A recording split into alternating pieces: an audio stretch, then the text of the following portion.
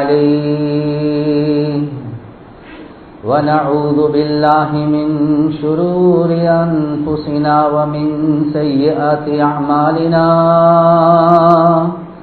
من يهده الله فلا مضل له ومن يضلله فلا هادي له ونشهد أن لا إله إلا الله وحده لا شريك له ونشهد أن سيدنا ومولانا محمدا عبده ورسوله صلى الله على سيدنا ومولانا محمد وعلى آله وصحبه وبارك وسلم كما تحب وترضى عدد ما تحب وترضى أما بعد فقد قال الله تعالى في القرآن الكريم بسم الله الرحمن الرحيم إن الذين قالوا ربنا الله ثم استقاموا تتنزل عليهم الملائكة ألا تخافوا ولا تحزنوا وأبشروا بالجنة التي كنتم توعدون نحن أولياؤكم في الحياة الدنيا وفي الآخرة ولكم فيها ما تشتهي أنفسكم ولكم فيها ما تدعون نزلا من غفور رحيم وقال النبي صلى الله عليه وسلم من خاف أدلج ومن ندلج بلغ المنزل ألا إن سلعة الله غالية ألا إن سلعة الله الجنة أو كما قال صلى الله عليه وسلم பிரபஞ்சத்தை படைத்து பரிபாலிக்கக்கூடிய அல்லாஹ்வுக்கே எல்லாம் புகழும். ஸலாத் என்னும் கருணையும் சலாம் என்னும் இடேற்றமும் முஹம்மதுல் முஸ்தபா அஹ்மதுல் முஜ்தபா சய்யிதுல் கௌனைன் காத்தமுன் நபியீன் ஸல்லல்லாஹு அலைஹி வஸல்லம் அவர்கள் மீதும் அந்த நபிகள் நாயகம் ஸல்லல்லாஹு அலைஹி வஸல்லம் அவர்களுடைய வாழ்க்கை வழிமுறை எடுத்து நடக்கக்கூடிய ஒவ்வொரு மூமினான ஆண்கள் பெண்கள் மீது உண்டாகட்டும். புனிதமான ஜுமாவுக்கு சமூகம் தந்திருக்கக்கூடிய அல்லாஹுடைய நல்லடியார்களே, எல்லா சந்தர்ப்பத்திலேயும் அல்லாஹ்வுக்கு சுப்ஹானஹு வ தஆலா எந்த விடயங்களை செய்யுமாறு ஏவிருக்கிறானோ அந்த விடயங்களை முடியுமான அளவெடுத்து நடக்குமாறும், எந்த விடயங்களை செய்ய வேண்டாம் என்பதாக அல்லாஹ்வுக்கு சுப்ஹானஹு வ தஆலா தடுத்திருக்கிறானோ அவைகளை விற்றும் 100க்கு 100 முற்றும் முழுதும் தூரமாக இருக்குமாறு முதலாவதாக எனக்கும் அதற்கு பின்னால் உங்களுக்கும் நான் வசியத் செய்கின்றேன். கண்ணியத்துக்குரிய பெரியோர்களே, சகோதரர்களே, நண்பர்களே, அல்லாஹு ஜல்ல ஜலாலுஹு அம்ம நவாலுஹு குர்ஆன்ல 2 விதமான பாவங்களை பற்றி பேசுறான். ஒன்று உள்ரங்கமான பாவம், இன்னொன்று வெளிரங்கமான பாவம். எனவே ரப்புல் ஆலமீன் பாவங்களை விட்டும் நீங்க தூரமாகுங்க என்று சொல்லக்கூடிய நேரத்தில் குர்ஆன்ல தெளிவாகவே சொல்றான், வதரு பாஹிரல் இஸ்மி வ பாத்தினா. நீங்க வெளிரங்கமான பாவங்கள் அதே மாதிரி உள்ரங்கமான பாவங்கள், இந்த 2 விதமான பாவங்கள் இருந்து தூரமாகுங்க என்பதாக அல்லாஹ்வுக்கு சுப்ஹானஹு வ தஆலா சொல்றான். கண்ணியத்துக்குரிய சகோதரர்களே, நண்பர்களே, வெளிரங்கமான பாவங்கள் என்றா என்ன? ஒரு மனிதன் தன்னுடைய மர்மஸ்தானத்தால் ஜினா செய்யறது, களவெடுக்கிறது, இன்னொருத்தருக்கு அடிக்கிறது, மோசடி செய்யறது. எனவே இது ஒரு மனிதன் தன்னுடைய உறுப்புகளால செய்யக்கூடிய பாவங்களாக கருதப்படுவது. எனவே இது வெளிரங்கமான பாவம். ஆனா அதே மாதிரி ரப்புல் ஆலமீன் சொல்றான், உள்ரங்கமான பாவங்கள் இருந்தும் உங்களை பாதுகாத்துக்கோங்க. உள்ரங்கமான பாவம் என்று சொல்றது கண்ணியத்துக்குரிய சகோதரர்களே, நண்பர்களே, ஒரு மனிதன் தன்னுடைய கல்பால தன்னுடைய உள்ளத்தால செய்யக்கூடிய பாவங்கள். இமாமுனா கஸ்ஸாலி ரஹ்மத்துல்லாஹி அலைஹி அவங்க சொல்றாங்க, வெளிரங்கமான பாவங்களை விட உள்ரங்கமான பாவம் இருக்குதே இது 70 மடங்கு பயங்கரமானது என்பதாக. 70 மடங்கு பயங்கரமானது. எனவே உள்ரங்கமான பாவம் என்றா என்ன? கண்ணியத்துக்குரிய சகோதரர்களே, நண்பர்களே, ஆக கவலைக்குரிய விஷயம், சில நேரங்கள்ல நாங்கள் இது பாவமா என்றே நினைச்சு மிரிக்க மாட்டோம். ஒரு மனிதனுடைய உள்ளத்துல வரக்கூடிய தற்பெருமை, ஒரு மனிதனுடைய உள்ளத்துல வரக்கூடிய பெருமை, ஒரு மனிதனுடைய உள்ளத்துல வரக்கூடிய துனியாவுடைய மஹப்பத், ஒரு மனிதனுடைய உள்ளத்துல வரக்கூடிய இன்னொருத்தரை பத்தி வரக்கூடிய பொறாம, கோபம், வஞ்சகம், குரோதம், இந்த தன்மைகள் இருக்குதே, இதுதான் உள்ரங்கமான பாவங்கள் என்பதாக ஷரியத் சொல்லுது. எனவே இந்த உள்ரங்கமான பாவம் இருக்குது, இது வெளிரங்கமான பாவங்களை விட ரொம்பவும் பயங்கரமானது. அதுதான் கண்ணியத்துக்குரிய சகோதரர்களே, நண்பர்களே, அல்-கீபத்து அஷத்து மினஸ் ஸினா என்பதாக ஹதீஸ்ல வருவது. இன்னொரு மனிதனை பற்றி புறம் பேசுறது ஜினாவை விட பயங்கரமானது என்பதாக வந்திருக்கிறது. நானும் நீங்களும் யோசிக்கலாம், அடே புறம் பேசுறது இதுவும் வெளிரங்கமான பாவம் தானே? இல்ல, ஒரு மனிதனுடைய உள்ளம் எப்ப கெட்டு பேசிடுமோ, இன்னொரு மனிதனை பத்தி ஒரு பொறாம, வஞ்சகம், குரோதம் என்றது, கோபம் என்றது வருமோ, அந்த நேரத்துல தான் இன்னொருத்தரை பத்தி குறை பேசுறதுக்கு ஆரம்பிப்பார். எனவே இது உள்ரங்கமான ஒரு பாவத்துடைய ஆக கடைசி தரஜா என்பதாக. எனவே இன்னொரு மனிதனை பற்றி இருக்கக்கூடிய பொறாம, போட்டி, வஞ்சகம், குரோதம், இந்த நேரத்தில் இன்னொருத்தர் அவரை பத்தி அளவு சொல்றார், அவர் ஒரு நல்ல மனுஷன் தானே. கண்ணியத்துக்குரிய சகோதரர்களே, நண்பர்களே, இதை தாங்க இயலாம உங்களுக்கு அவருடைய ஒரு பக்கம் தானே தெரியும், எங்களுக்கு எவ்வளவு விஷயங்கள் தெரியும், இதுவும் பொறாமையில சேர்ந்ததுதான், இதுவும் புறத்துல சேர்ந்ததுதான். எனவே இது விபச்சாரத்தை விட, ஜினாவை விட 70 மடங்கு பயங்கரமானது என்பதாக உலமாக்கள் சொல்றாங்க. எனவே கண்ணியத்துக்குரிய சகோதரர்களே, நண்பர்களே, ஒவ்வொரு மனிதனும் பேசக்கூடிய நானும் தான், கேட்கக்கூடிய நீங்களும் தான், ஒவ்வொருத்தரும் யோசிக்கணும், நாங்க வெளிரங்கமான பாவங்களுடைய விஷயத்துல தௌபாவும் செய்வோம், ஆனா உள்ரங்கமான பாவம் என்று வரக்கூடிய நேரத்துல அது பாவமா என்று நினைக்காம இருக்கிறோம்.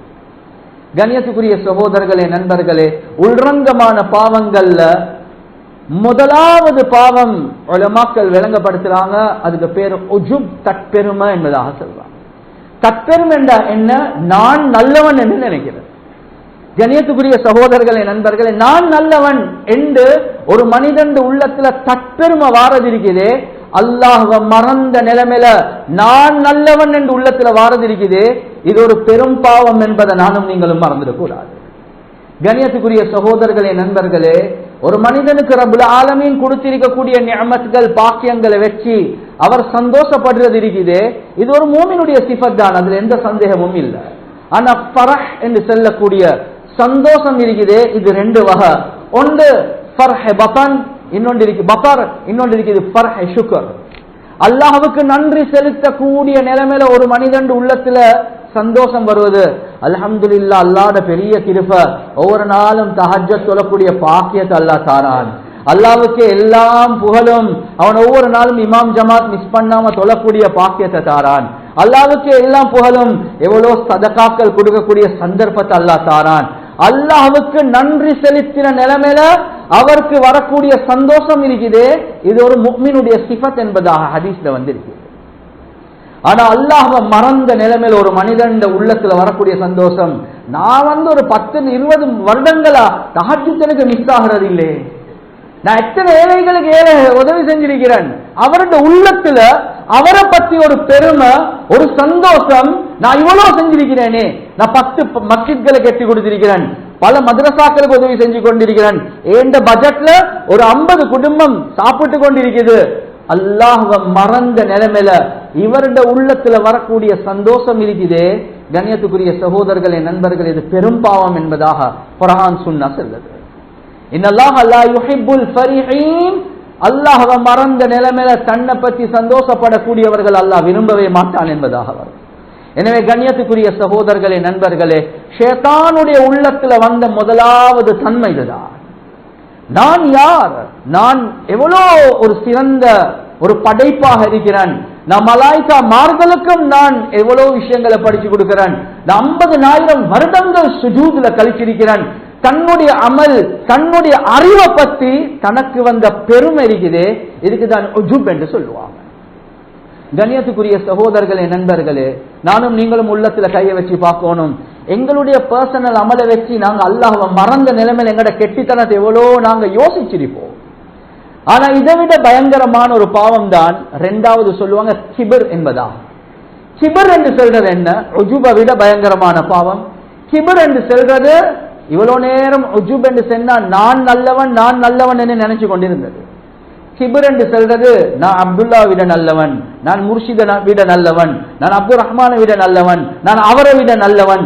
கம்பேரிஷன், இன்னொருத்தரோடு ஒப்பிட்டு பார்த்து நான் அவரை விட நல்லவன் என்று நினைக்கிறது இருக்குது. இது கிபர், இது உஜுப விட பயங்கரமான பாவம் என்பதான். கண்ணியத்துக்குரிய சகோதரர்களே நண்பர்களே, ஹதீஸ்ல வருவது யாருடைய உள்ளத்துல ஒரு அணு அளவு பெருமை என்று செல்லக்கூடிய அந்த கிபர் இருக்குதோ, நான் அவனை விட நல்லவன், நான் இவனை விட நல்லவன், நான் ஏண்ட சகோதரரை விட நல்லவன், நான் அந்த மனுஷனை விட நல்லவன், இந்த கிபர் ஒரு அணு அளவு இருக்குதோ அவர் சொர்க்கத்துடைய வாசத்தை கூட நுகர மாட்டார் என்பதாக. கண்ணியத்துக்குரிய சகோதரர்களே நண்பர்களே, அணு அளவு இருக்குதா எங்களோட உள்ளங்கள்ல டொன் அளவு இருக்குதா என்பதை நானும் நீங்களும் யோசிப்போம். கண்ணியத்துக்குரிய சகோதரர்களே நண்பர்களே, ஒருத்தர் தொழாம இருக்கிறார், அவர் தொழாம இருக்கிறார், நான் தொழுந்து கொண்டிருக்கிறேன். அந்த மனிதனை பார்த்து நான் இவரை விட சிறந்தவன் என்பதாக எங்களோட உள்ளத்துல வரக்கூடிய அந்த தன்மை இருக்குது. இது சுத்த ஹராம் என்பதை நானும் நீங்களும் மறந்துடக்கூடாது. எங்கட வீட்டில் ஒரு வேலைக்காரி இருக்கிறார், அந்த வேலைக்காரி வேலை செஞ்சு கொண்டிருக்கிறார், அந்த வேலைக்காரியை வச்சு வேலை வாங்குறதுல எந்த தவறும் இல்லை. ஆனா அவளை விட அந்த வேலைக்காரனை விட நான் எவ்வளவு சிறந்தவன் என்று உள்ளத்துல வாரது இருக்குது. இதுதான் நோய் என்பதை நானும் நீங்களும் மறந்துடக்கூடாது. அல்லாஹ் இடத்தில் அவர் அதை விட சிறந்தவராக இருக்கிறார். நான் என்னுடைய பணத்தை வச்சு, என்னுடைய பதவியை வச்சு, என்னுடைய ஆற்றலை வச்சு நான் அவனை விட சிறந்தவன் என்பதாக எப்படி நினைப்போம்? இதை நினைக்கிறது இது பெரும் பாவம் என்பதாக உலமாக்கள் எழுதுகிறார். எனவே கண்ணியத்துக்குரிய சகோதரர்களே நண்பர்களே, இவர் தஹஜ்ஜுத் 2 ரக்காத் தொழுகிறார், நான் தஹஜ்ஜுத் 8 ரக்காத் தொழுகிறேன். அவர் ஒரு நாளைக்கு 1 ஜுஸுவா ஓதுறார், நான் ஒரு நாளைக்கு 3 ஜுஸு ஓதுறேன். அவர் 10 நாளா தராவீஹுக்கு வந்தார், நான் 30 நாளும் மிஸ் பண்ணாம வந்தேன். அவர் வருஷத்துக்கு ஒருக்காவா உம்ராக்கு போறார், நான் வருஷத்துக்கு 3 தடவை உம்ராக்கு போறேன். கண்ணியத்துக்குரிய சகோதரர்களே நண்பர்களே, துனியாவுடைய விடயமாக இருந்தாலும் சரி, அமாலுடைய விஷயமாக இருந்தாலும் சரி, நான் அவரை விட சிறந்தவர் என்று உள்ளத்துல வாரது இருக்குது. இது லேசான பாவம் அல்ல, இது பெரும் பாவம் என்பதாக சொல்றான். கண்ணியத்துக்குரிய சகோதரர்களே நண்பர்களே, கிபர் என்று சொல்றதே ஒரு மனிதன் தனக்கென்றே ஒரு அந்தஸ்து வச்சுக் கொள்றது. எப்ப இந்த நோய் உள்ளத்துல வருமோ அவர் சமூகத்துல வாழக்கூடிய நேரத்துல, கண்ணியத்துக்குரிய சகோதரர்களே நண்பர்களே, பிரச்சனைக்கு மேல பிரச்சனை தான் வந்து கொண்டே. அவரால வீட்டுக்குள்ள ஃபேமிலிக்குள்ள பொண்டாட்டி மாப்பிள்ள புள்ளேல் என்று வந்தாலும் இவர் பெருமை உள்ளவராக இருந்தா இவரால பிரச்சனை வரதான் செய்யும். ஏன்? யாருடைய உள்ளத்துல பெருமை இருக்குதோ அவருக்கு எதிர்பார்ப்புகள் கூட என்பதாக உலமாக்கள் எழுதுகிறாங்க.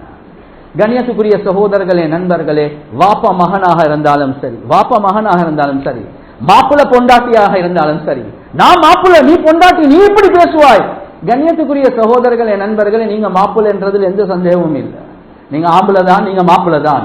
ஆனா அவளை விட நான் சிறந்தவன் என்ற அந்த சிந்தனை எங்களுடைய உள்ளத்துல வாரது இருக்குது. இதுதான் நோய் என்றதை நானும் நீங்களும் விளங்கிக்கிறோம். கண்ணியத்துக்குரிய சகோதரர்களே நண்பர்களே, எனவே இந்த இடத்துல நானும் நீங்களும் ரொம்ப அழகான அமைப்புல யோசிச்சு பார்க்கணும், எவ்வளவு இந்த நோயில நானும் நீங்களும் பாதிக்கப்பட்டிருக்கிறோம். சில நேரங்கள்ல கண்ணியத்துக்குரிய சகோதரர்களே நண்பர்களே, மௌலானா ஜக்கரியா ரஹ்மத்துல்லாஹி அலைஹி அவங்க ஒரு கிதாப் ஒன்று எழுதுறாங்க, உம்முல் அம்ராஸ், நோய்களின் தாய். ஆக பயங்கரமான நோய் எது? அந்த நோய் தான் கிபர் என்று சொல்லக்கூடிய பெருமை. கண்ணியத்துக்குரிய சகோதரர்களே நண்பர்களே, ஒரு உதாரணத்துக்கு ஒரு டாக்டர், ஒரு என்ஜினியர் அல்லது ஒரு ஆலிம், இஃப்தாருடைய ஒரு ப்ரோக்ராம் நடக்குது, எல்லாமே இஃப்தார் செஞ்சிட்டாங்க. இஃப்தார் முடிஞ்சோடனே இந்த டாக்டர் அல்லது என்ஜினியர் அல்லது அந்த மௌலவி போயிட்டு என்ன செய்யறார்? சுப்ராவை சுத்தமாக்குறார், சுப்ரால இருக்கக்கூடிய அசுத்தங்கள் எடுக்கிறார், கோப்பைகளை கழுவுறார். இப்ப அவர் உள்ளத்தால யோசிக்கிறார், இது நான் செய்ய வேண்டிய வேலை அல்ல, நான் ஒரு டாக்டர், நான் ஒரு என்ஜினியர், நான் ஒரு மௌலவி, நான் ஒரு முஃப்தி, இது யாரோ முஅத்தின் சாப் செய்ய வேண்டிய வேலை, இது அடுத்தவங்க செய்ய வேண்டிய வேலை, இது அடுத்தவங்க செய்ய வேண்டிய வேலை, ஏதோ பணிவுக்கு நான் செய்கிறேன் என்று நினைக்கிறது இருக்குது. இதுதான் பெருமை என்பதாக சொல்றான். இதுதான் நோய். நான் இது செய்யறதுக்கு தகுதி இல்லை, இது எனக்குரிய வேலை இல்லை என்று நினைக்கிறது இருக்குது. நீங்க உங்களுக்கு ஒரு அந்தஸ்தை வச்சிருக்கிறீங்க, அதுதான் பெருமை என்பதாக சொல்றான். எனவே இது நோயா என்றதே நானும் நீங்களும் விளங்காம இருக்கிறேன். கண்ணியத்துக்குரிய சகோதரர்களே நண்பர்களே, நான் பணிவுக்கு செஞ்சேன் என்று நினைக்கிறது, அப்ப நீ ஒரு பெரிய ஒரு அந்தஸ்து கூறியவர், பணிவுக்கு செஞ்சீங்க, அப்போ அந்தஸ்து உங்களோட உள்ளத்துல வெச்சது இருக்குது. இதுதான் நோய் என்பதை நானும் நீங்களும் மறந்துடக்கூடாது. கண்ணியத்துக்குரிய சகோதரர்களே, நண்பர்களே, எனவே யாருடைய உள்ளத்துல தவக்கோ, அந்த பெருமை இருக்குதோ, அவர்கிட்ட அந்த தவக்கோ என்று சொல்லக்கூடிய எதிர்பார்ப்பு இருந்து கொண்டே தான் இருக்கிறது. இன்விடேஷன் வரும், mister and missus so and so, அவ்வளவுதான். கண்ணியத்துக்குரிய சகோதரர்களே, நண்பர்கள், அந்த கார்டும் எப்படி போஸ்ட்ல வந்துச்சு, இப்படிதான். எல்லாத்துக்கும் ஒரு முறை ஒன்று இருக்குது. நான் பெருமைக்கு சொல்லல, இப்படிதான் சொல்லுவோம். நான் பெருமைக்கு சொல்லல, என்னதான் இருந்தாலும் குடும்பம் என்று வரப்போல எங்களுக்கு ஃபேமிலி செல்லிருக்கணும். சரி, ஃபேமிலி சொல்லல என்று எப்பவுமே என்னதான் இருந்தாலும் அந்த மிஸ்டர் அண்ட் மிஸ்ஸஸ் என்று கார்டு தாரண்டா ஒன்றோ கையில வந்து தந்திருக்கணும். நான் பெருமைக்கு சொல்லல, நான் அப்படி ஒன்றும் இல்ல, நான் பெருமை இல்ல இல்ல இல்ல என்று சொல்றது இருக்குது. இதுதான் பெருமைக்கு அடையாளம் என்பதாகவே உலமாக்கல். எனவே அவருடைய எதிர்பார்ப்பு என்ன, என்னைய கண்ணியப்படுத்தணும், எனக்கிட்ட வரணும், எனக்கிட்ட கால் மடிச்சு இன்விடேஷனை கொடுக்கணும், மிஸ்டர் அண்ட் மிஸ்ஸஸ் மட்டும் இல்ல ஃபேமிலியோட சேர்த்து கொடுக்கணும். அப்படி இல்லையா, ஹயாத்துக்கும் தேவையில்லை, மௌத்துக்கும் தேவையில்லை. கண்ணியத்துக்குரிய சகோதரர்களே, நண்பர்கள், இந்த எதிர்பார்ப்பு உள்ளத்துல வந்தது வேற ஒரு நோயும் அல்ல, பெரும் என்று செல்லக்கூடிய ஜினாவை விட, களவை விட, மோசடியை விட பயங்கரமான நோய். என்னைய விட உங்களை விட சிறந்த அப்துல் ரஹ்மான் இப்னு அவுஃப் ரலியல்லாஹு அன்ஹு அவங்களோட நிக்காஹுக்கு யாருக்கு சொல்லல, என்னைய விட உங்களை விட சிறந்த ரசூலுல்லாஹி ஸல்லல்லாஹு அலைஹி வஸல்லம் அவங்களுக்கு இன்விடேஷன் கொடுக்கல, கல்யாணம் முடிச்சு சொல்லவும் இல்ல. ரசூலுல்லா பாக்குறாங்க, அத்தர் அடையாளம் இருக்குது, அத்தர் அடிச்சிருக்கீங்க, புதுசா கல்யாணம் முடிச்சீங்களா? ஓயாசில போன கிழமை கல்யாணம் நடந்துச்சு. அடி நான் யாரு, ரசூலுல்லா ஹயாத்தோடு இருக்கக்கூடிய நேரத்துல எனக்கு சொல்லாம நீ ஒரு நிக்காஹ் செய்றாயா, உனக்கு பரக்கத் நடக்குமா? அப்படி ஒன்றுமே சொல்லவே. கண்ணியத்துக்குரிய சகோதரர்களே, நண்பர்கள், ஏன் குடும்பங்கள பிரச்சனை? பாத்தீங்களா, சொல்லாம வெளிநாட்டு பேசிருக்கிறாங்களாமே, பாத்தீங்களா சொல்லாம அப்படி செஞ்சிருக்கிறாங்களாமே, பாத்தீங்களா ஒரு கல்யாணம் பேசிக்கொண்டே. கல்யாணம் பேசட்டும், நடக்கட்டும், உங்களுக்கு சொல்லல. ஏன் இந்த பிரச்சனை? உங்களோட பிரச்சனையை தவிர மற்றவங்களோட பிரச்சனையாக அதை பார்க்கவான். கண்ணியத்துக்குரிய சகோதரர்களே, நண்பர்கள், எப்ப இது கல்புக்குள்ள இருக்குமோ குடும்பத்துல பிரச்சனை தான். உம்மா வாப்பா, புள்ளே, மாப்புல, பொண்டாட்டி, எக்ஸ்பேண்டட் ஃபேமிலி, அடுத்தவோடு, இது எல்லாமே அப்படிதான் நடக்கும். ஒரு இஃப்தாருக்கு இன்விடேஷன் போயிட்டு பாத்தீங்களா, மகளால் எல்லாம் வந்திருக்கிறாங்க, எங்களுக்கு செல்லிப்படல. ஏன் எங்களுக்கு செல்லிப்படல? உங்களுடைய எதிர்பார்ப்பு. ஏன் எதிர்பார்ப்பு? உள்ளத்தில் உள்ள நோயின் காரணமாக. எனவே கண்ணியத்துக்குரிய சகோதரர்களே, நண்பர்கள், இது சாதாரண பாவம் அல்ல, பெரும் பாவம் என்பதை நானும் நீங்களும் விளங்கிக் கொள்வோம். இதால தான் ஒரு கம்யூனிட்டியில ஒரு ஒத்துமை இல்லாம வாரத்துக்கு காரணமும் இதுதான். உலமாக்கள் விளங்கப்படுத்துறாங்க, முதலாவது உஜுப், இரண்டாவது கிபர், மூணாவது இதை விட ஒரு அந்தஸ்து, பயங்கரமான அந்தஸ்து தான் சொல்லுவாங்க தக்கப்புர் என்று. கண்ணியத்துக்குரிய சகோதரர்களே, நண்பர்களே, தக்கப்புர் என்று செல்றது அவருடைய செயலால, இவ்வளவு காலம் உள்ளத்தில் இருந்த பெருமை தக்கப்புர் என்று சொன்னா அவருடைய செயலால அவர் காட்டுறதுக்கு ஆரம்பிப்பார். அவருடைய நட, அவருடைய உட, அவருடைய பாவனை, அவருடைய பேச்சு, இதெல்லாமே வித்தியாசமாக இருக்கு. நான் காட்டின உதாரணங்கள் இருக்குது. கண்ணியத்துக்குரிய சகோதரர்களே, நண்பர்களே, அதெல்லாம் உள்ளத்துல இருந்தத இப்ப தாங்கிக் கொள்ள இயலாம வெளியே கக்கிறதுக்கு ஆரம்பிக்கிறார். செயல் ரீதியில அவருடைய பெருமையை வெளியே காட்டிக்கொண்டே இருப்பார். அதை விட பயங்கரமானதுதான் நாலாவது நிலைமை, இஸ்திக்பார் என்று சொல்லுவாங்க. இஸ்திக்பார் என்று சொல்றது என்ன? கண்ணியத்துக்குரிய சகோதரர்களே, நண்பர்களே, அடுத்தவங்களுக்கு அநியாயம் செய்யக்கூடிய லெவலுக்கு போவார். இப்ப கிபர் கூடிக்கொண்டே வரக்கூடிய நேரத்தில் என்ன நடக்கும் என்றா, ஆட்டோமேட்டிக்கலி அடுத்த நோயாகிய ஹஸத் என்று சொல்லக்கூடிய பொறாமையும் உள்ளத்துல வந்து. ஷேத்தானுக்கு முதலாவது வந்தது என்ன? ஆதம் அலைஹிஸ்ஸலாத்து வஸ்ஸலாம் இவ்வளவு காலம் உள்ளத்தில் உஜுப் மட்டும்தான் இருந்துச்சு, நான் நல்லவன், நான் நல்லவன், நான் நல்லவன். எப்ப ஆதம் அலைஹிஸ்ஸலாத்து வஸ்ஸலாம் அவங்கள படைச்சு அல்லாஹ் சுஜூத் செய்ய சொன்னானோ அந்த நேரத்துல கிபர் வந்துட்டு, அன கைருன் மின்ஹு, நான் ஆதமை விட சிறந்தவன், நீ என்னை நெருப்பால படைச்சிருக்கிறாய், அவனை மண்ணால படைச்சிருக்கிறாய், எனவே நான் சிறந்தவன். கிபர் வந்துட்டு அதுக்கப்புறம் அல்லாஹ் சுஜூத் செய்யுங்க என்பதாக சொன்ன உடனே தக்கப்புர், நான் என்னத்துக்கு அவனுக்கு சுஜூத் செய்யணும், நான் உனக்கு சுஜூத் செய்யறேன். செயல் ரீதியில என்ன காட்டினாரு? அவருடைய பெருமையை காட்டினார். நான் கல்யாணத்துக்கு போக மாட்டேன், வீட்டுக்கும் வரவானும் சொல்லுங்க, இதெல்லாம் தக்கப்புர். நாலாவது நிலைமை இஸ்திக்பார், என்ன அநியாயம் செய்யக்கூடிய நிலைமைக்கு போவாங்க. நான் ஆதமுடைய ஒவ்வொரு புள்ளையையும் வலிக்கேட்டுல போடுவேன், நாசத்துல போடுவேன், நரகத்துல விடுவேன். கண்ணியத்துக்குரிய சகோதரர்களே, நண்பர்கள், இது நாலாவது நோய். ஆனா இந்த கிபர் உஜுப் வந்த உடனே ஹஸத் பொறாம வந்துட்டு அவனை நல்லா இருக்க விடவே கூடாது, எனவே பஜார்ல நாங்க பார்க்கக்கூடிய, மஹல்லாக்கள்ல பார்க்கக்கூடிய, மஸ்ஜித்கள்ல பார்க்கக்கூடிய பயங்கரமான நோய் தான் ஹசத். ஹசத் பொறாம இருக்குதே கண்ணியத்துக்குரிய சகோதரர்களே, நண்பர்களே, எல்லா நலவுகள்ல அடியோட இல்லாம அல்லாஹ்வுடைய கலா கதிரோட போட்டி போட்டுக் கொண்டிருக்கிறோம்.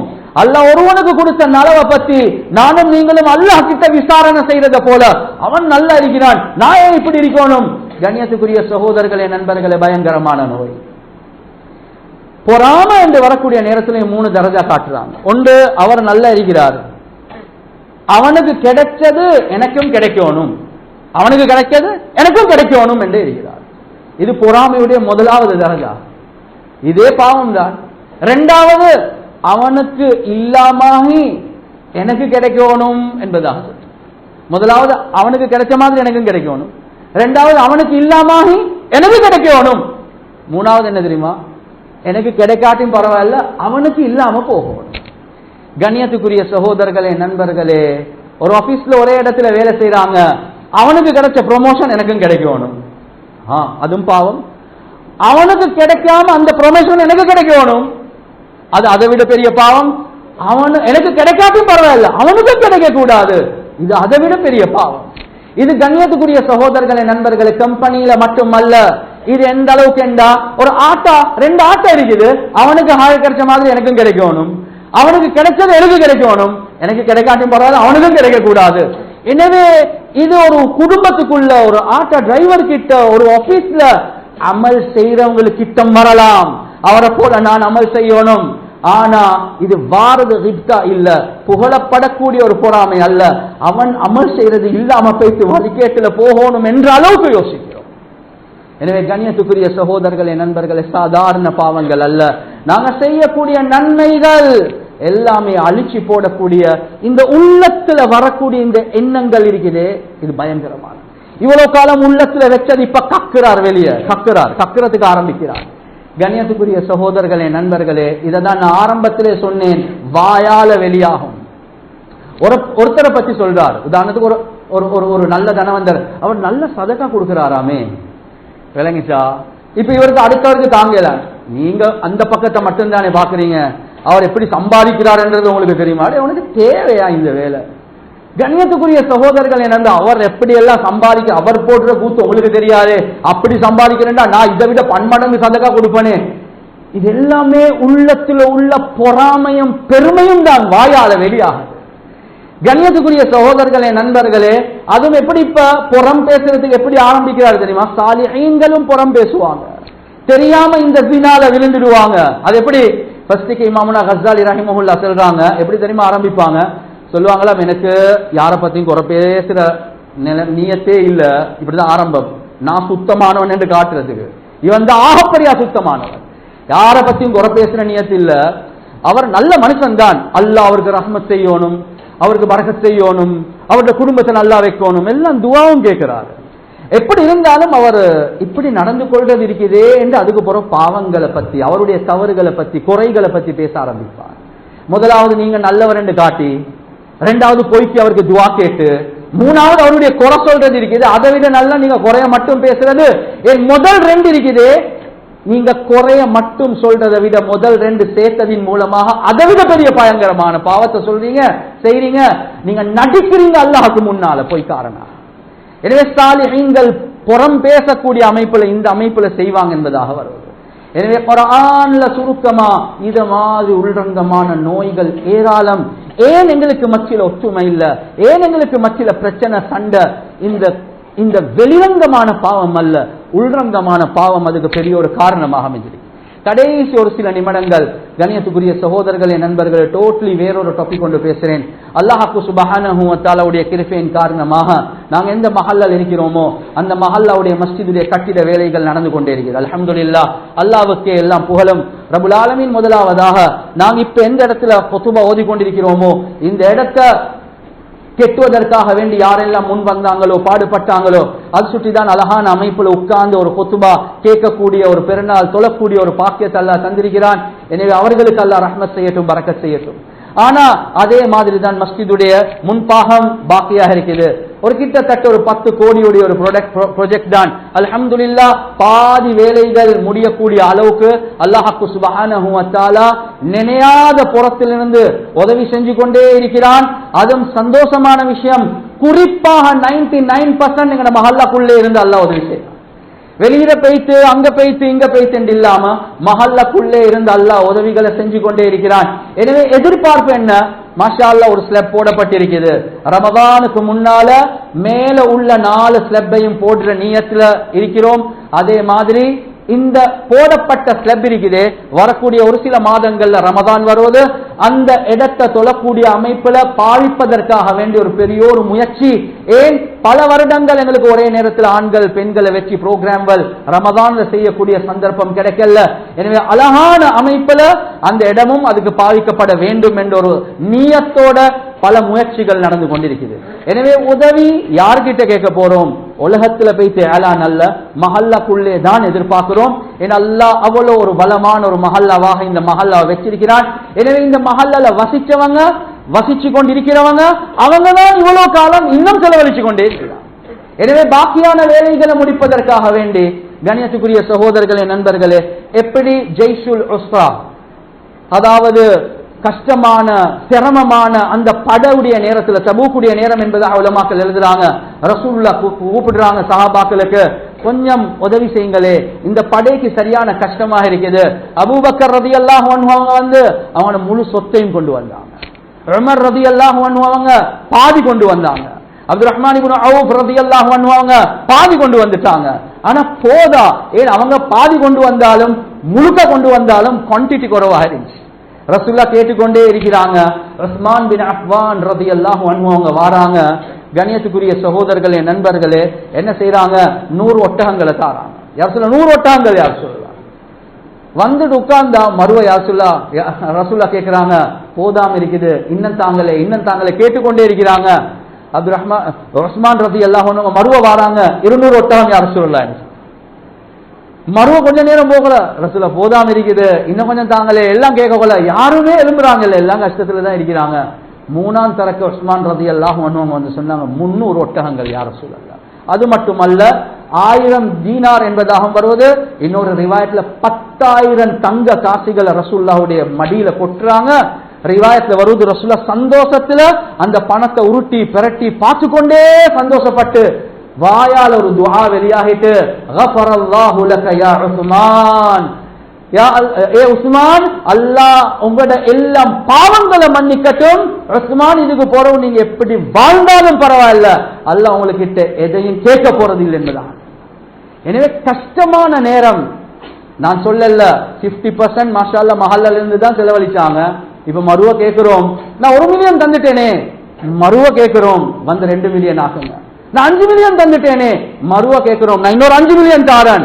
நான் 1 கோடி தந்தனே, நான் ஒரு ஃப்ளோ எடுத்தனே, நாங்க மறுவ கேட்கிறோம் இன்னொரு ஃப்ளோ எடுங்க. ஏன்? சஹாபாக்கள் அப்படிதான் செலவழிச்சாங்க.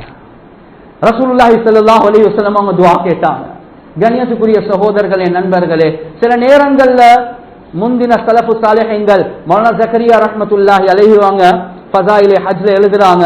ரபீ இப்னு சுலைமான் ரஹ்மத்துல்லாஹி அலைஹி அவங்க ஹஜ்ஜிக்கு போறதுக்காக வேண்டி பணத்தை சேகரிச்சு கொண்டே இருக்கிறாங்க. பரலான ஹஜ்ஜி முடிஞ்சு சுன்னத்தான ஹஜ்ஜிக்காக வேண்டி பணத்தை சேகரிச்சு கொண்டே இருக்கிறாங்க. நான் மறுவ போகணும் என்பதா. கண்ணியத்துக்குரிய சகோதரர்களே, நண்பர்கள், ஒரு பிரயாணத்தில் இருக்கிறாங்க. பாக்குறாங்க, ஒரு சின்ன புள்ள வந்து செத்த ஒரு மிருகம் புழுந்திருக்குது, அதை எடுத்துக்கொண்டு அப்படியே போறான். இவர் விரட்டி கொண்டு போறார். பார்த்தா ஒரு வீட்டுக்குள்ள போயிடுச்சு. அந்த வீட்டுக்குள்ள போயிட்டு தட்டி, ஒரு புள்ள வந்து செத்த மிருகம் ஒன்று கொண்டு வந்த, ஓ அது ஹராம், அதை தின்னேலாம், செத்தது உங்களுக்கு அதான் சொல்லிக்கொண்டேன் சொன்னாங்க. அது உங்களுக்கு ஹராமா இருக்கும், ஆனா எங்களுக்கு ஹலால் என்பதாக சொன்னாங்க. கேட்டாங்க, எப்படி அது உங்களுக்கு ஹலாலாகும்? சொன்னாங்க, நாங்க திண்டு எத்தனையோ மாதங்கள் ஆகுது, நாங்க பசியில மௌத்தாக போறோம், எங்களுக்கு இந்த செத்த மிருகமும் ஹலால் தான் என்பதாக. அதுவும் யாரு? செய்தி ஃபேமிலி, ரசூலுல்லாஹுடைய குடும்பத்துல சேர்ந்த, வம்சத்துல சேர்ந்தவங்க. இந்த நேரத்தில் ரபீ இப்னு சுலைமான் பார்க்கறாங்க, நான் இவ்வளோ பணம் சேர்த்திருக்கிறேன் ஹஜ்ஜி போறதுக்கு, இது இல்லை நான் செய்யணும். அப்படியே தூக்கி அவங்களுக்கு கொடுத்துட்டு சொன்னாங்க, இதை நீங்க பாவீங்க, எனக்கு தேவையில்லை. அப்படியே வாராங்க, கவலையோடு இருக்கிறாங்க. ஹஜ்ஜிக்கு போக ஆசைப்பட்டேன், ஆனா என்ன செய்ய, அதை விட இவங்களோட நிலைமையை வச்சு நான் செலவழிச்சேன் என்பதா. ஹஜ்ஜுக்கு போனவங்க திரும்பி வராங்க, கேள்விப்படுவது அடே போனவங்க வந்து கொண்டே இருக்கிறாங்க, ஒவ்வொரு ஊரு அடுத்த ஊர்களை போய் சந்திக்கிறாங்க. எப்படி உங்களோட ஹஜ் எப்படி இருந்துச்சு? ஓ நல்லா இருந்துச்சு, நான் உங்களையும் பார்த்தேன், உங்களையும் சந்திச்சேன். சரி நான் ஹஜ்ஜுக்கு வரவே இல்லை, நான் உங்களை மினால சந்திச்சேனே. அப்படியா யோசிக்கிறார். இன்னொரு கோத்திரத்தை போய் சந்திக்கொள்ள, நான் உங்களை அரபல சந்திச்சேனே. அரபல நான் ஹஜ்ஜுக்கு வரவே இல்லை, இல்ல நாங்க சந்திச்சோமே என்று சொல்றாங்க. இவர் ஆச்சரியப்படுறார், நான் வரல, என்ன என்னைய சந்திச்சேன்னு சொல்றாங்க. அதுக்கு பின்னால இவங்களோட ஏரியால மஹல்ல உள்ளவங்களை சந்திக்க போறாங்க. எப்படி இருந்துச்சு உங்களோட ஹஜ்ஜி? மாஷா அல்லாஹ் நல்லா இருந்துச்சு, நான் உங்களை இங்க சந்திச்சேனே. நான் வரவே இல்லை ஹஜ்ஜிக்கு, இல்லை நாங்க சந்திச்சோமே. இன்னொருத்தர் வந்து ஒரு பார்சல் பணம் ஒன்று தாராரு. கேட்டாங்க என்ன? ஹஜ்ஜில் அரஃபால நீங்க கையில அமானிதம் ஒன்று தந்தீங்க, அந்த அமானிதத்தை நீங்க எடுக்க மறந்துட்டீங்க, அதை தான் நான் கொண்டு வந்து தந்திருக்கிறேன். நான் ஹஜ்ஜிக்கு போவே இல்லை. இல்ல என்ன சொல்றீங்க? நீங்க தந்த அமானிதம் தான், வச்சுக்கோங்க என்று சொல்லி கொடுத்து திறந்து பார்த்தா அந்த குடும்பத்துக்கு எவ்வளவு சதக்கா கொடுத்தாங்களோ அதே அளவு அல்லாஹ் தந்திருக்கு. அந்த இரவுல தூங்குறாங்க. ரசூலுல்லாஹி ஸல்லல்லாஹு அலைஹி வஸல்லம் அவங்க கனவுல வந்து சொல்றாங்க, என்ன செய்யுது ஃபேமிலிக்கு நீங்க உதவி செஞ்சீங்க. அல்லாஹ் முடிவு செஞ்சான், உங்களோட தோற்றத்துல ஒரு மனிதன் ஒரு மலக்க ஹஜ்ஜுக்கு அனுப்ப, அந்த மலக்கு தான் அந்த ஹஜ்ஜை செஞ்சு கொண்டிருந்தாங்க. அல்லாஹ்வுடைய முடிவு கியாமத் வரை காட்டும் ஒவ்வொரு ஹஜ்ஜுக்கும் ஒரு மலக்கு அல்லாஹ் அனுப்புவான் உங்களோட தோற்றத்துல ஹஜ்ஜு செய்வதற்காக. எனவே கண்ணியத்துக்குரிய சகோதரர்களே, நண்பர்களே, கஷ்டம் சிரமம் என்று வரக்கூடிய நேரத்தில் நாட்டிலையும் ஜமியத்துல் உலமா இந்த முறை பேச சொன்னதும், நாட்டில் எத்தனையோ இடங்கள்ல வெள்ளம் சேதம் வந்திருக்குது, நாங்களும் கஷ்டத்துல தான் இருக்கிறோம். இந்த நேரத்தில் உதவி செய்யறது இருக்குது, இதன் மூலமாக அல்லாஹ் பன்மடங்கு தருவான். எனவே எந்தெந்த விஷயங்களை பேசினோமோ கேட்டோமோ இஹ்லாஸோட அமல் செய்யக்கூடிய பாக்கியத்தை அல்லாஹ் சுப்ஹானஹு வ தஆலா வழங்குவானாக. வ ஆகிரு தஅவானா அல்ஹம்துலில்லாஹ்.